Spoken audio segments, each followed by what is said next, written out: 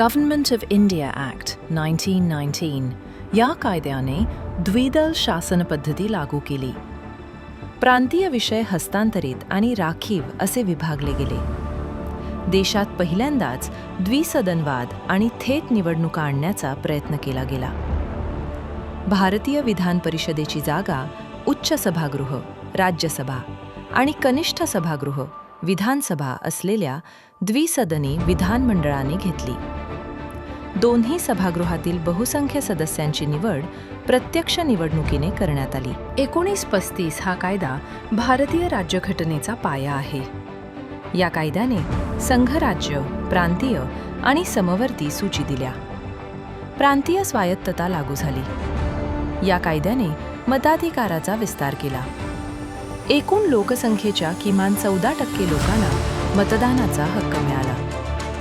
देशाचे चलन आणि पत यावर नियंत्रण ठेवण्याकरिता रिझर्व्ह बँक ऑफ इंडियाच्या स्थापनेची तरतूद करण्यात आली. संघ लोकसेवा आयोग, प्रांतीय लोकसेवा आयोग आणि 2 किंवा अधिक प्रांतांकरिता संयुक्त लोकसेवा आयोगाची स्थापना करण्याची तरतूद करण्यात आली.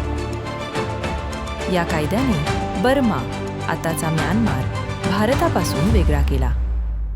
ओरिसा आणि सिंध हे 2 नवीन प्रांत निर्माण केले. अल्पसंख्याकांच्या हिताचे रक्षण करण्यासाठी संरक्षणाची तरतूद करण्यात आली. रेल्वे प्रशासनावर लक्ष ठेवण्यासाठी संघराज्यीय रेल्वे प्राधिकरणाची स्थापना करण्याची तरतूद आहे. 1947 शेवटी सन 1947च्या स्वातंत्र्य कायद्याने भारत स्वतंत्र झाला. भारत आणि पाकिस्तान 2 स्वतंत्र राष्ट्र बनली. 15 ऑगस्ट 1947 रोजी ब्रिटिश राजवट संपली. माउंटबॅटन भारताचे पहिले गव्हर्नर जनरल बनले. जवाहरलाल नेहरू पहिले पंतप्रधान झाले. मित्रांनो, हीच आहे भारतीय राज्यघटनेची ऐतिहासिक पार्श्वभूमी. व्हिडिओ आवडला असेल तर लाईक, शेअर आणि सबस्क्राईब नक्की करा. धन्यवाद.